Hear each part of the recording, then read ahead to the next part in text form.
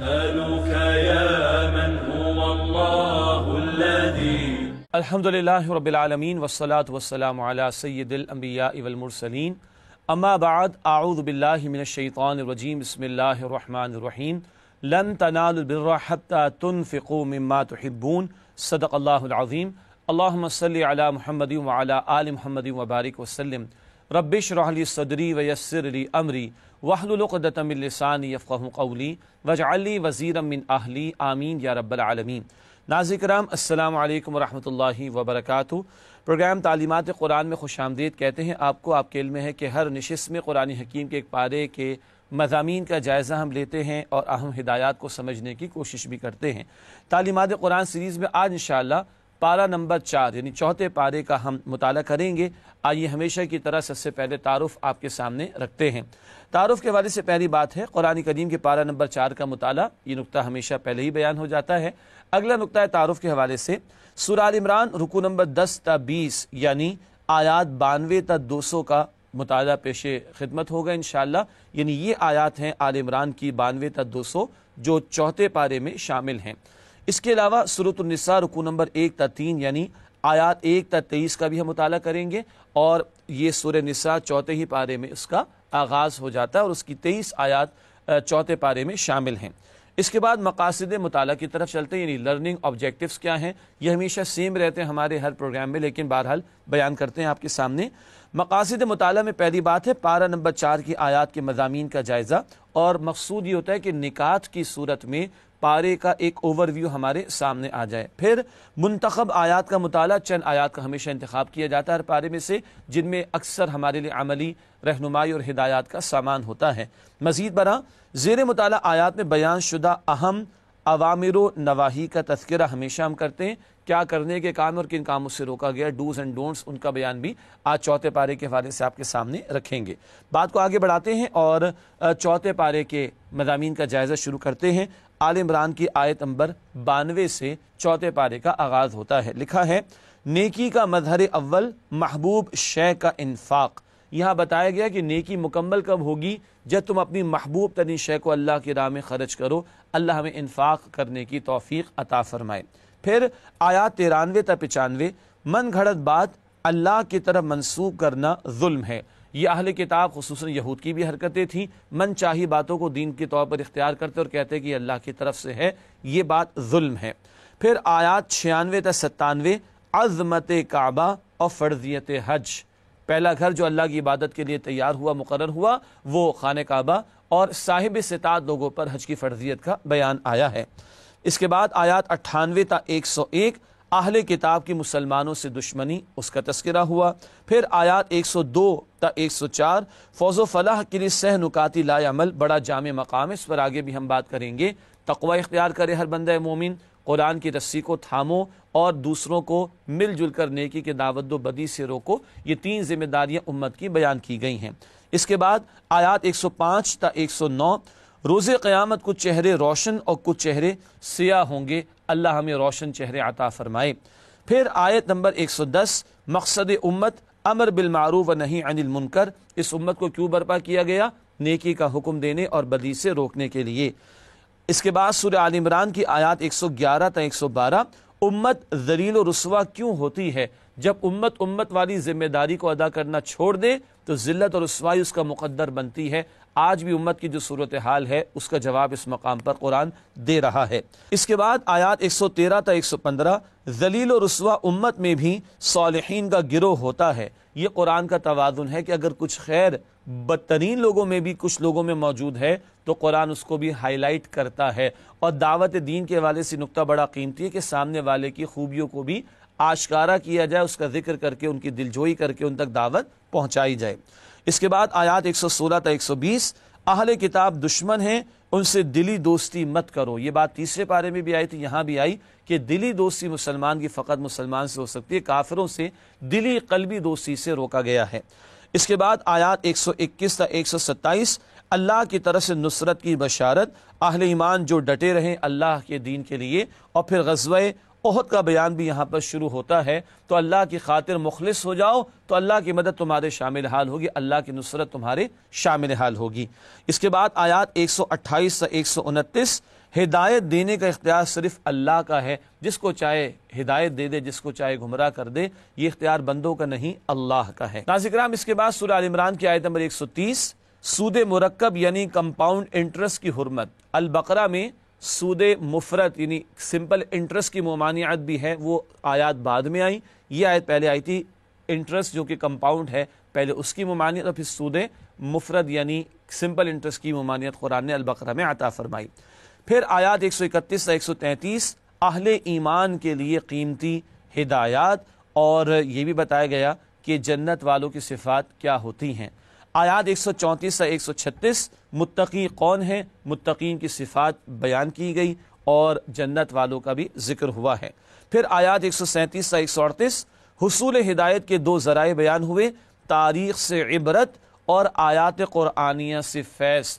آیات قرآنی سے ایمان ملتا اور بڑھتا ہے، اور تاریخی واقعات جو قرآن بیان کرتا ہے ان سے عبرت کا بھی سامان ہوتا ہے۔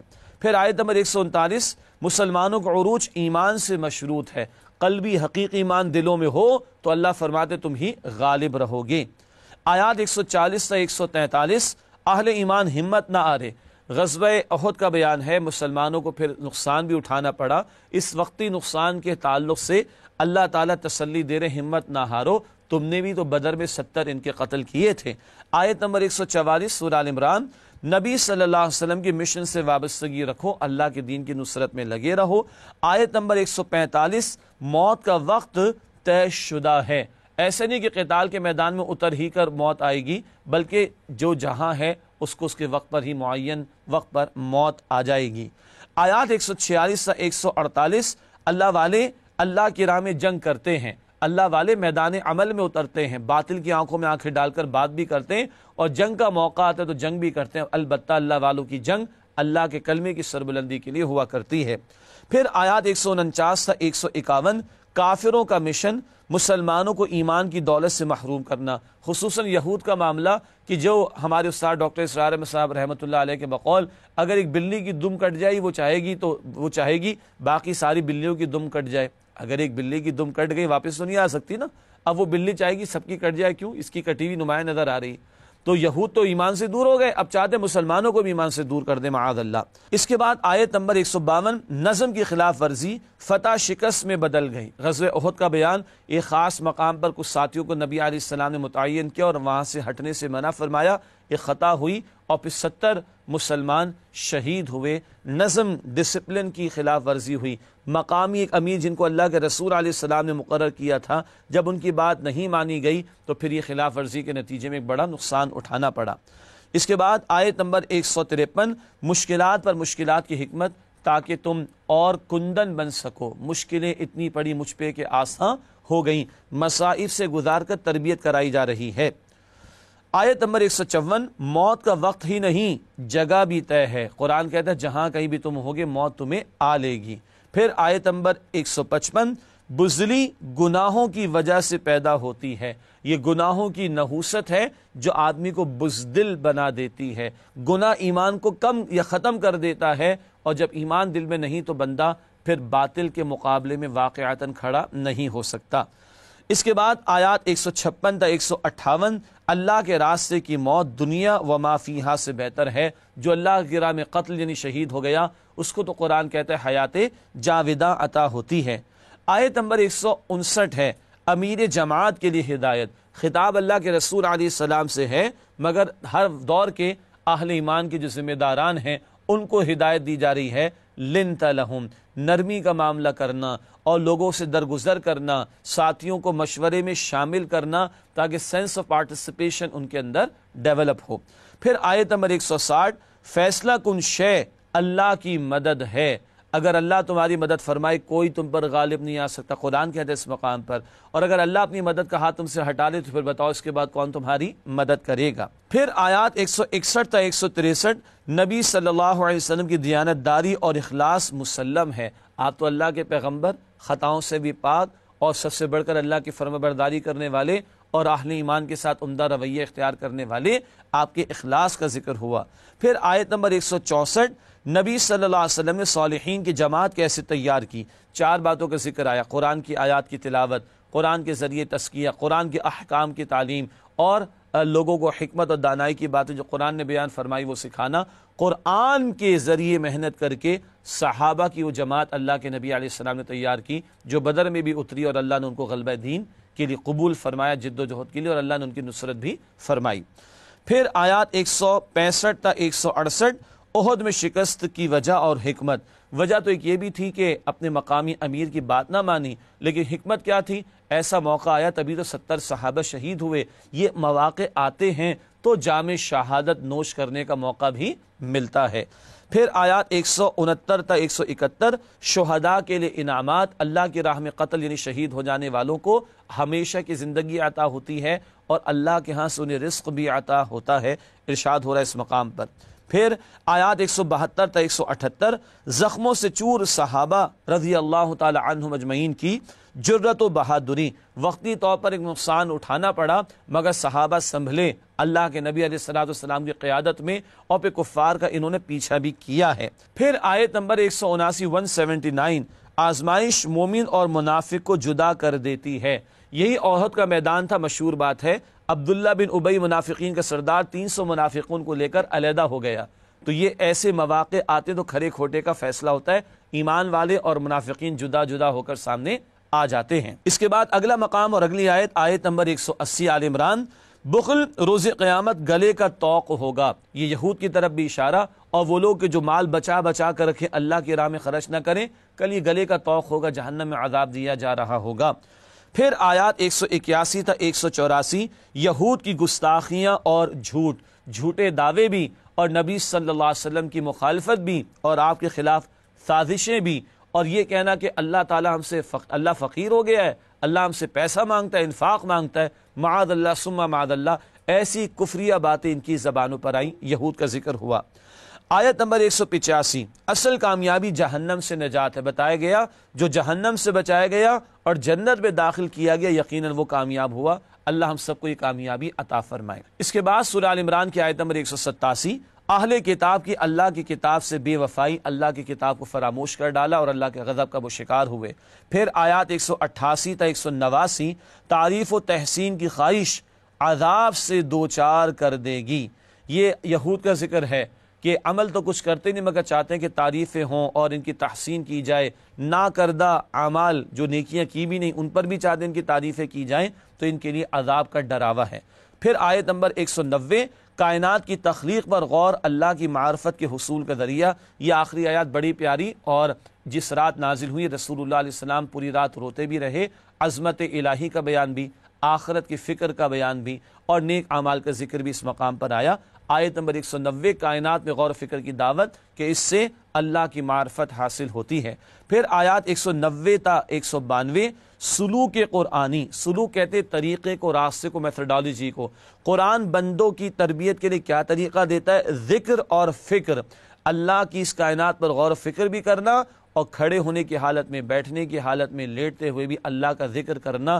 جب یہ دو باتیں جمع ہوں تو بندہ واقعتاً اللہ کا بندہ بنتا ہے، نظری اعتبار سے بھی اور عملی اعتبار سے بھی۔ پھر آیات 193 تا 194 تکمیل ایمان اور ایمان افروز دعائیں۔ ایمان کی تکمیل کا ذکر بھی، پیغمبر کی دعوت کو سن کر ایمان مکمل ہوتا ہے، اور ایمان افروز دعائیں میں یہ بھی کہ اللہ نیک لوگوں کے ساتھ خاتمہ عطا فرما، اور جو تو نے پیغمبروں سے وعدہ فرمایا اس کو ہمارے حق میں پورا فرما۔ پھر آیت نمبر 195 قبولیت دعا کا وعدہ، یہ دعا اللہ قبول بھی فرمائے گا، اور اللہ نے ایمان والوں کے لیے اجر عظیم تیار بھی کر رکھا ہے، اس کا ذکر ہوا۔ پھر آیات 196 تا 198 کافروں کی سرگرمیوں کا اثر نہ لو۔ وقتی طور پر دنیا میں کافروں کی چلت پھرت ہے، مال ہے، اسباب ہے، جائیدادیں ہیں، متاثر نہ ہونا، یہ 4 دن کی زندگی، اس کے بعد پھر ان کے لیے عذاب ہی عذاب ہے۔ آیت نمبر 199 ہے اہل کتاب میں بھی صالحین ہیں، جیسے کہ نجاشی رحمۃ اللہ علیہ نصارہ میں سے ایمان لے آئے، ایسے لوگوں کی تحسین۔ اور آخری آیت ہے سورہ آل عمران کی آیت نمبر 200 فلاح اخروی کے لیے 4 ہدایات، جن کا ہم بعد میں مطالعہ بھی کریں گے انشاءاللہ تعالی۔ آخرت کی کامیابی کے لیے 4 باتوں کا ذکر آیا۔ ناظرین کرام، یہ ہم نے سورہ آل عمران کی آیات کا تجزیہ آپ کے سامنے رکھا، اور ایک ایک نقطہ مضمون کے اعتبار سے بیان کیا، اور مقصود یہ ہے کہ پارے میں جو مضامین ہیں وہ ایک اوور ویو کی صورت میں ہمارے سامنے آ جائیں۔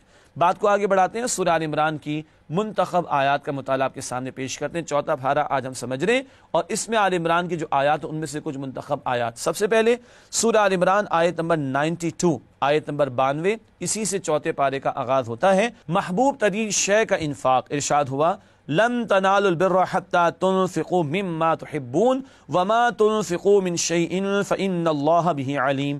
ترجمہ، مؤمنوں جب تک تم ان چیزوں میں سے جو تمہیں عزیز ہیں راہ اللہ میں صرف نہ کرو گے کبھی نیکی حاصل نہ کر سکو گے، اور جو چیز تم صرف کرو گے اللہ اس کو جانتا ہے۔ یہ ہے نیکی کے بیان کے تعلق سے محبوب ترین شے کا خرچ کرنا۔ نقطہ پیش خدمت ہے، نیکی میں کمال کے لیے محبوب ترین شے کی قربانی ضروری ہے، چاہے وہ جان ہو، چاہے وہ مال ہو، چاہے وہ وقت ہو، چاہے وہ اولاد ہو، چاہے وہ صلاحیتیں ہوں، ان سب کو کھپانا ہے، محبوب ترین شے کو لگانا ہے، تب نیکی مکمل ہوگی۔ اللہ مجھے اور آپ کو توفیق عطا فرمائے۔ اگلی آیت، آیت نمبر 97 آل عمران کی، فرضیت حج کا بیان۔ ارشاد ہوا فیہ آیات بینات مقام ابراہیم ومن دخلہ کان آمنا وللہ علی الناس حج البیت من استطاع الیہ سبیلا ومن کفر فإن اللہ غنی عن العالمین۔ ترجمہ، اس میں کھلی ہوئی نشانیاں ہیں جن میں سے ایک ابراہیم کے کھڑے ہونے کی جگہ ہے۔ جو شخص اس مبارک گھر میں داخل ہوا اس نے امن پا لیا، اور لوگوں پر اللہ کا حق یعنی فرض ہے کہ جو اس کے گھر تک جانے کا مقدور رکھے وہ اس کا حج کرے، اور جو اس حکم کی تعمیل نہ کرے گا تو اللہ تعالیٰ بھی اہل عالم سے بے نیاز ہے۔ یہ آل عمران کی آیت نمبر 97۔ نقطہ کیا ہے؟ استطاعت کے باوجود حج نہ کرنا عملی طور پر کفر ہے۔ زندگی میں صاحب استطاعت لوگوں پر ایک مرتبہ حج ادا کرنا فرض ہے۔ اللہ ہم سب کو توفیق عطا فرمائے، وسائل بھی عطا فرمائے، آسانی بھی فرمائے، لیکن جو جانتے بوجھتے وسائل کے باوجود، استطاعت کے باوجود حج نہ کرے وہ کافر ہے۔ مراد عملی اعتبار سے وہ کفر کر رہا ہے۔ اللہ تعالیٰ اس سے محفوظ رکھے اور ہمیں حج کی استطاعت بھی عطا فرما دے اور ادائیگی کی توفیق بھی عطا فرما دے۔ اس کے بعد اگلی آیت جس کا انتخاب کیا گیا سورہ آل عمران کی آیت نمبر 103، اللہ کی رسی قرآن، اس کو تھامنے کا حکم۔ ارشاد ہوا وَاعْتَصِمُوا بِحَبْلِ اللَّهِ جَمِيعًا وَلَا تَفَرَّقُوا وَاذْكُرُوا نِعْمَةَ اللَّهِ عَلَيْكُمْ إِذْ كُنْتُمْ أَعْدَاءً فَأَلَّفَ بَيْنَ قُلُوبِكُمْ فَأَصْبَحْتُمْ بِنِعْمَتِهِ إِخْوَانًا وَكُنْتُمْ عَلَى شَفَا حُفْرَةٍ مِّنَ النَّارِ فَأَنقَذَكُم مِّنْهَا كَذَلِكَ يُبَيِّنُ اللَّهُ لَكُمْ آيَاتِهِ لَعَلَّكُمْ تَهْتَدُونَ۔ ترجمہ کرتے اس آیت کا، آل عمران آیت نمبر 103۔ اور سب مل کر اللہ کی ہدایت کی رسی کو مضبوط پکڑے رہنا اور متفرق نہ ہونا، اور اللہ کی اس مہربانی کو یاد کرو جب تم ایک دوسرے کے دشمن تھے تو اس نے تمہارے دلوں میں الفت ڈال دی اور تم اس کی مہربانی سے بھائی بھائی ہو گئے، اور تم آگ کے گڑھے کے کنارے تک پہنچ چکے تھے تو اللہ نے تم کو اس سے بچا لیا۔ اس طرح اللہ تم کو اپنی آیتیں کھول کھول کر سناتا ہے تاکہ تم ہدایت پاؤ۔ ناظرین کرام، یہ سورہ آل عمران کی آیت نمبر 103 کا ترجمہ ہوا۔ نسألك يا من هو الله الذي۔ آئیے چند نکات تشریح کے آپ کے سامنے رکھتے ہیں۔ پہلا نقطہ، قرآن کو تھامنے سے مراد اس کے حقوق کو ادا کرنا ہے۔ اللہ کی رسی قرآن ہے، یہ جامع ترمذی کی روایت میں بھی بات موجود ہے، اور قرآن کو تھامنے سے مراد آگے سمجھ رہے ہیں اس کے حقوق کو ادا کرنا۔ قرآن کے 5 حقوق ہیں۔ ہمارے استاد ڈاکٹر اسرار احمد صاحب رحمۃ اللہ علیہ کا معروف کتابچہ بھی ہے مسلمانوں پر قرآن مجید کے حقوق۔ 5 حقوق انہوں نے بیان فرمائے۔ نمبر 1 ایمان، نمبر 2 تلاوت، نمبر 3 سمجھنا، نمبر 4 عمل کرنا، اور نمبر 5 پھیلانا۔ یہ 5 حقوق ہمیں ادا کرنے، ایمان دل سے بھی، تلاوت باقاعدہ قرآن کو سیکھنے سمجھنے کی کوشش، انفرادی زندگی میں عمل کریں، اجتماعی زندگی میں نافذ کرنے کی جد و جہد کریں، اور 4 دہانگ عالم میں سارے لوگوں تک، انسانوں تک اس کے پیغام کو پہنچانے کی کوشش کریں۔ مزید آگے لکھا ہے قرآن کو تھامنے کی برکات۔ قرآن کو واقعتاً تھام لیا جائے تو پھر کیا ہوتا ہے؟ دشمنیاں ختم ہو جائیں گی، نفرتیں ختم ہو جائیں گی، آگ کے گڑھے سے اللہ تمہیں بچا لے گا، ہدایت تمہیں عطا فرما دے گا۔ یہ ساری برکتیں اس ایک آیت میں اللہ سبحانہ و تعالیٰ نے عطا فرمائی ہیں۔ اس کے بعد اگلی آیت ہے آیت نمبر 110 جس کا انتخاب کیا گیا، امت کی ذمہ داریاں۔ ارشاد ہوا کنتم خیر امت اخرجت للناس تأمرون بالمعروف وتنہون عن المنکر وتؤمنون باللہ وَلَوْ آمَنَ أَهْلُ الْكِتَابِ لَكَانَ خَيْرًا لَهُمْ مِنْهُمُ الْمُؤْمِنُونَ وَأَكْثَرُهُمُ الْفَاسِقُونَ۔ ترجمہ، مؤمنوں، جتنی امتیں یعنی قومیں لوگوں میں پیدا ہوئیں، تم ان سب سے بہتر ہو کہ نیک کام کرنے کو کہتے ہو اور برے کاموں سے منع کرتے ہو اور اللہ پر ایمان رکھتے ہو، اور اگر اہل کتاب بھی ایمان لے آتے تو ان کے لیے بہت اچھا ہوتا۔ ان میں ایمان لانے والے بھی ہیں لیکن تھوڑے، اور اکثر نافرمان ہیں۔ یہ آیت نمبر 110 کا ترجمہ مشہور آیت ہے خیر امت والی۔ ہم خیر امت سمجھتے تو ہیں اپنے آپ کو، مگر قرآن خیر امت کی ذمہ داریوں کو بھی بیان فرماتا ہے۔ چنانچہ آگے ہم نے لکھا ہے، خیر امت ہونے کے لیے ذمہ داریوں کی ادائیگی لازم ہے۔ نیکی کا حکم دینا، بدی سے روکنا، یہ ہے اس امت کی ذمہ داری۔ پہلے یہ رسولوں کی ذمہ داری تھی، اب یہ آخری امت کی ذمہ داری ہے۔ آگے مزید لکھا ہے، آج ذلت اور رسوائی کی بنیادی وجہ ذمہ داریوں کی عدم ادائیگی ہے۔ یہ نیک عمل کرنے کی دعوت دینا، خیر کی دعوت دینا اور امر بالمعروف کرنا، نہی عن المنکر کے فریضے کو انجام دینا، آج جب امت نے اس فریضے کو ترک کیا تو جو امت کی صورتحال ہے، آج کشمیر اور فلسطین اور افغانستان اور عراق، پہلے چیچنیا اور بوسنیا اور پھر اب برما اور نہ جانے دنیا کے کونوں میں کہاں کہاں جو ظلم و ستم مسلمانوں پر ہو رہا ہے، جو خون ہمارا پانی سے زیادہ سستا ہو گیا اور بہایا جا رہا ہے، یہ خیر امت کے ساتھ ہوتا ہے۔ آج اس ذلت کی بنیادی وجہ قرآن بتا رہا ہے کیا ہے، یہ تم نے فریضہ چھوڑ دیا امر بالمعروف اور نہی عن المنکر۔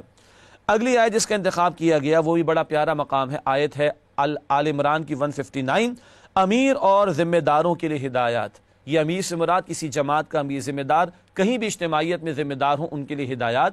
ارشاد ہوا، فَبِمَا رَحْمَةٍ مِّنَ اللَّهِ لِنتَ لَهُمْ وَلَوْ كُنْتَ فَظًّا غَلِيظَ الْقَلْبِ لَانفَضُّوا مِنْ حَوْلِكَ فَاعْفُ عَنْهُمْ وَاسْتَغْفِرْ لَهُمْ وَشَاوِرْهُمْ فِي الْأَمْرِ فَإِذَا عَزَمْتَ فَتَوَكَّلْ عَلَى اللَّهِ إِنَّ اللَّهَ يُحِبُّ الْمُتَوَكِّلِينَ۔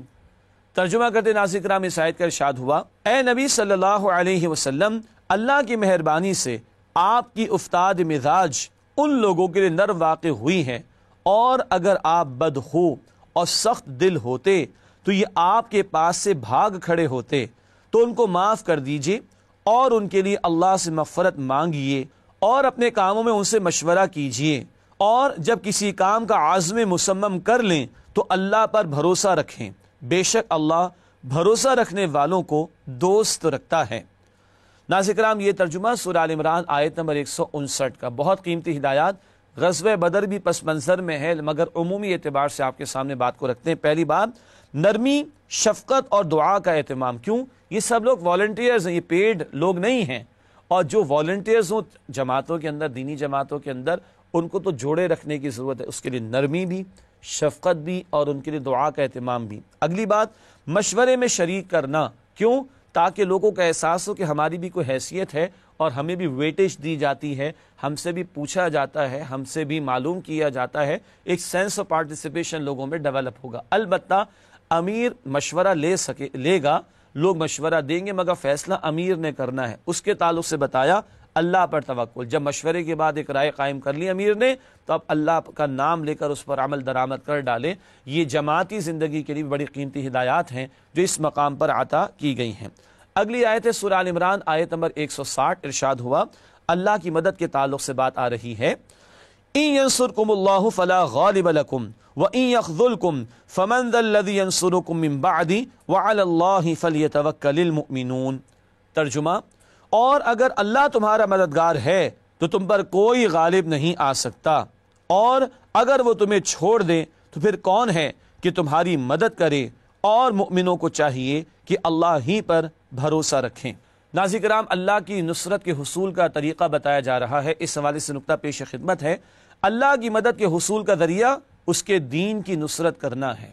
یہ بات سورہ محمد صلی اللہ علیہ وسلم آیت نمبر 7 میں بھی آئی ہے۔ یہاں بتایا جا رہا ہے اللہ مدد فرمائے، کوئی تم پر غالب نہیں آئے گا۔ اللہ کی مدد کیسے ملے گی؟ وہ سورہ محمد صلی اللہ علیہ وسلم کی آیت نمبر 7 میں ہے، تم اللہ کے دین کی نصرت کرو گے تو اللہ تمہاری مدد فرمائے گا۔ یہ آج ہمارے مسائل کا حل بھی ہے۔ اس کے بعد آخری جس آیت کا انتخاب کیا گیا ہے وہ آل عمران کی آخری ہی آیت ہے، آیت نمبر 200۔ جامع ہدایات، 4 ہدایات اس مقام پر عطا ہوئیں۔ یا ایھا الذین آمنوا اصبروا وصابروا ورابطوا واتقوا اللہ لعلکم تفلحون۔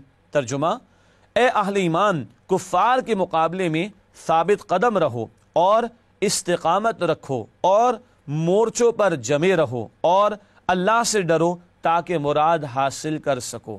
یہ 4 ہدایات یہاں پر عطا کی گئیں۔ اللہ کی خاطر صبر کرنا، اور ایک لفظ آیا وَصَابِرُ، آئیے اس کو سمجھتے ہیں۔ صابرو کا لفظ مصابرت سے ہے، یعنی دوسروں سے بڑھ کر صبر کرنا۔ کافروں نے بھی تو جانیں دی ہیں باطل کے لیے، میدان میں اترے باطل کے لیے، تم ان کے مقابلے میں ان سے بڑھ کر صبر کرو۔ ایک اور بات آئی وَرَابِطُ، اس کا ایک ترجمہ ہے مورچوں پر جمے رہنا، اسلامی سرحدوں کی حفاظت کرنا، اور ایک ہے رابطہ رکھنا، یعنی آگے ہم نے لکھا ہے جمے رہنا۔ جمے رہنے سے مراد نظم کی پابندی ہے۔ غزوہ احد میں نظم میں خلاف ورزی کا معاملہ ہوا تو بڑا نقصان ہوا، تو جمے رہنے، جڑے رہنے اور نظم کی پابندی کرنے کا حکم دیا گیا۔ اور آخری ہدایت واتقوا اللہ، اللہ کا تقوی اختیار کرو۔ یہ ہیں 4 ہدایات اہل ایمان کے لیے، بہت جامع ہدایات جو سورہ آل عمران کے آخر میں عطا کی گئی۔ ناظرین کرام، حسب معمول ایک وقفہ لیتے ہیں اور اس کے بعد انشاءاللہ مزید باتیں آپ کے سامنے رکھیں گے۔ امید آپ ہمارے ساتھ رہیں گے۔ السلام علیکم ورحمۃ اللہ وبرکاتہ۔ نسألك يا من هو الله الذي السلام علیکم ورحمۃ اللہ وبرکاتہ۔ ناظرین کرام، پروگرام میں آپ کو خوش آمدید کہتے ہیں۔ آج ہم تعلیمات قرآن کے اس پروگرام میں 4 پارے کے مضامین کا مطالعہ کر رہے ہیں۔ اس سے پہلے کہ اگلی سورت سورۃ النساء کا ہم آغاز کریں، آپ کے سامنے رکھنا چاہیں گے ربط سورت۔ آل عمران کی تکمیل ہوئی، سورہ نساء کا آغاز ہوا چاہتا ہے، ان دونوں صورتوں میں کیا ربط ہے، 2-3 مختصر باتیں آپ کے سامنے رکھتے ہیں۔ سب سے پہلی بات ربط سورت کے حوالے سے، سورہ آل عمران میں نئی امت کی تنظیم اور اتحاد کی ہدایات دی گئی تھیں۔ نبی اکرم صلی اللہ علیہ وسلم کی امت کو امت مسلمہ قرار دیا گیا، اور اس امت کی تنظیم اور اتحاد کے لیے ہدایات سورہ آل عمران میں ہمارے سامنے آئیں۔ سورۃ النساء میں امت مسلمہ کے لیے خاندان سے لے کر ریاستی اداروں تک سے متعلق ہدایات عطا کی گئی ہیں۔ فرد کے لیے تو ہدایات بار بار قرآن میں آئیں، اس صورت میں خاندان کے لیے، اور خاندان سے آگے بڑھتے چلے جائیں معاشرہ اور پھر ریاست، اس سطح تک کے انسٹیٹیوشنز کے لیے ہدایات عطا کی گئی ہیں۔ تو آل عمران میں امت کی تشکیل کا معاملہ، اور اب امت کے لیے بڑی جامع ہدایات سورۃ النساء میں۔ مزید بنا کے لکھا ہے سورہ آل عمران میں غزوہ احد میں منافقین کے میدان قتال سے فرار کا ذکر تھا۔ 300 منافقین کو لے کر عبداللہ بن ابی علیحدہ ہو گیا تھا، اس کی طرف کچھ اشارے آل عمران میں آتے ہیں، جبکہ سورۃ النساء میں منافقین کے کردار اور صفات کا تفصیل سے بیان ہے۔ 2 ٹوک انداز میں نفاق کے موضوع پر گفتگو کی گئی، اور منافقین کی کمزوریوں اور ان کی صفات کا تفصیل سے سورۃ النساء میں تذکرہ ہمارے سامنے آتا ہے۔ ناظرین کرام، یہ تو ربط صورت کا بیان ہوا، آل عمران کی تکمیل ہوئی، نساء کا آغاز ہوا چاہتا ہے، تو ان دونوں صورتوں کا ربط مضامین کے اعتبار سے آپ کے سامنے رکھا گیا۔ اس سے پہلے کہ سورۃ النساء کی آیات کے حوالے سے ہم تجزیہ کریں، سورہ نساء کے مضامین کا ایک جائزہ آپ کے سامنے رکھنا چاہیں گے، اور آیات کے بڑے گروپس کی صورت میں یہ مضامین کا تجزیہ ایک اوور ویو کے طور پر آپ کے سامنے رکھیں گے۔ سورہ نساء کے مضامین کے جائزے کے حوالے سے سب سے پہلے آیات 1 تا 43، ابتدائی جو 43 آیات ہیں، اسلام کی معاشرتی ہدایات جن کا ہدف ہے معاشرے کے ہر فرد کے مال، جان اور آبرو کا احترام اور تحفظ۔ معاشرتی ہدایات عطا کی گئیں، عورتوں کے لیے، یتیموں کے لیے اور وارثوں کے لیے حقوق بیان کیے گئے، اور دیگر امور جو معاشرتی زندگی سے متعلق ہیں ان کے بارے میں بڑی اہم ہدایات اس مقام پر عطا کی گئیں۔ پھر آیات 44 تا 57 یہود کے جرائم کا بیان۔ آگے نفاق کے حوالے سے گفتگو آئے گی، لیکن یہود کا بھی تذکرہ اور ان کے جرائم کا ذکر بھی مختصراً سورہ نساء میں کیا گیا ہے۔ پھر ایک طویل سلسلہ کلام ہے، آیات 58 تا 149، اہل ایمان سے خطاب، منافقین کی 3 کمزوریوں کی مذمت۔ اہل ایمان کے لیے بھی ہدایات ہیں، اور منافقین کیونکہ کلمہ گو تھے تو ان سے بھی خطاب کا انداز یا ایھا الذین آمنوا ہوا کرتا ہے، لیکن خطاب کا انداز بتا دیا کرتا ہے کہ کب مخلص ایمان والوں کا ذکر ہے اور کب منافقین کا تذکرہ ہو رہا ہے۔ منافقین کی 3 کمزوریوں کی مذمت بار بار کی گئی سورۃ النساء کی آیات میں۔ پہلی بات، اطاعت رسول صلی اللہ علیہ وسلم سے گریز، فرار اختیار کرتے تھے رسول اللہ علیہ السلام کی اطاعت سے۔ آج ہمارے دور میں بھی منکرین سنت اور منکرین حدیث کے بھی معاملات کچھ اسی طرح کے ہیں۔ اگلا نقطہ نمبر 2، ہجرت سے پہلو تہی، اللہ کی راہ میں گھر بار کو چھوڑنا، اس کے دین کی خاطر اپنے بیوی بچوں یا گھر بار کو چھوڑنا، اس کے لیے ہجرت کرنا ہے، لیکن منافقین پر یہ ہجرت کرنا بہت ہی بھاری تھا۔ اور تیسری بات، اللہ کی راہ میں جنگ سے فرار، قتال کا سن کر ہی ان کے ہوش اڑ جایا کرتے تھے۔ حالانکہ قتال کے میدان سے فرار اختیار کر کے بندہ موت سے بچ تو نہیں سکتا، مگر منافقین قتال فی سبیل اللہ سے جی چراتے، اس کمزوری کا بھی ذکر کیا گیا ہے۔ اور آخر میں آیات 150 سے 176 اہل کتاب کے جرائم اور اہل ایمان کے لیے ہدایات۔ تو ان آیات میں اہل کتاب کے جرائم کا تذکرہ بھی ہوا ہے اور اہل ایمان کے لیے بھی بڑی قیمتی ہدایات معاشرتی سطح پر اور دیگر حوالوں سے بھی عطا کی گئیں۔ ناظرین کرام، یہ ایک اوور ویو ہے سورۃ النساء کے مضامین کے جائزے کے اعتبار سے۔ اب آئیے بات کو آگے بڑھاتے اور آیات کا تجزیہ کرتے ہوئے اس پارے کے مضامین کو بھی سمجھتے ہیں اور سورۃ النساء کے بھی مضامین کا مزید جائزہ آپ کے سامنے رکھتے ہیں۔ سب سے پہلے سورۃ النساء آیت نمبر 1، مساوات انسانی کی بنیادیں۔ سب کا پیدا کرنے والا ایک اللہ اور سب کے اولین والدین آدم و حوا علیہ السلام اس ناطے سب برابر ہیں۔ آیات 2 تا 10، خواتین اور یتیموں کے حقوق، عورتوں کو مہر بھی دیا جائے، وراثت میں حصہ بھی دیا جائے، یتیموں کا مال ہڑپ نہ کیا جائے، ان کے ساتھ اسے سلوک کیا جائے، یہ بڑے قیمتی حقوق خواتین اور یتیموں کے حوالے سے بیان ہوئے آیات 2 تا 10 میں۔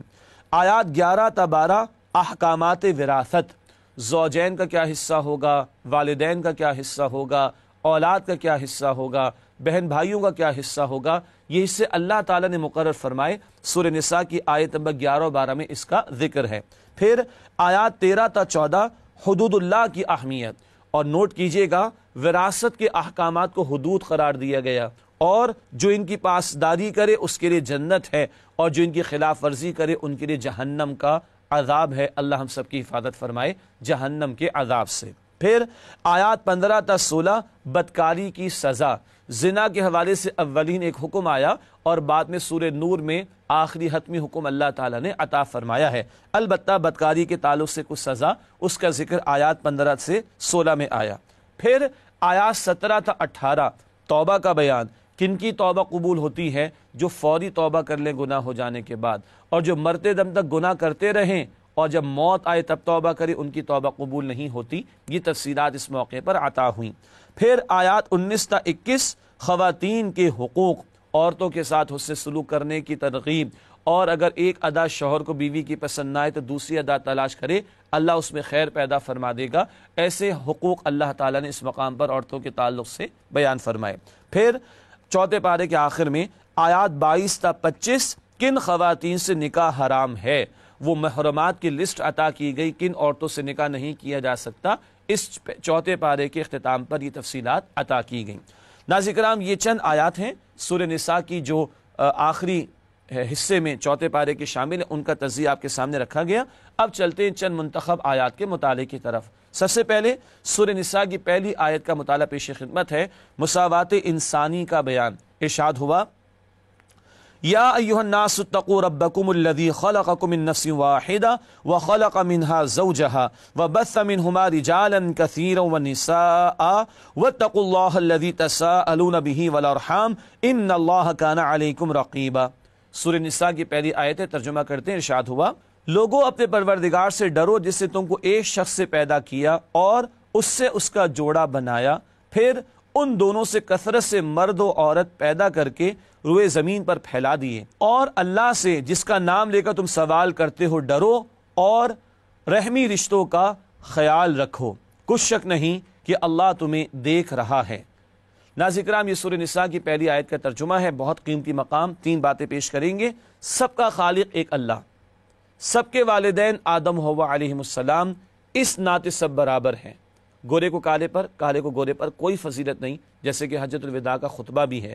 ناظرین کرام، پروگرام کے آخر میں ایک فرمان نبوی صلی اللہ علیہ وآلہ وسلم پیش خدمت ہے، جس نے قرآن کریم کی طرف دعوت دی اسے سیدھے راستے کی ہدایت عطا کر دی گئی۔ جامع ترمذی کی روایت ہے۔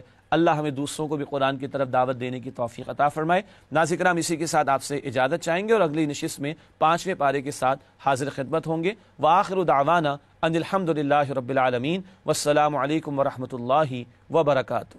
نسألك يا من هو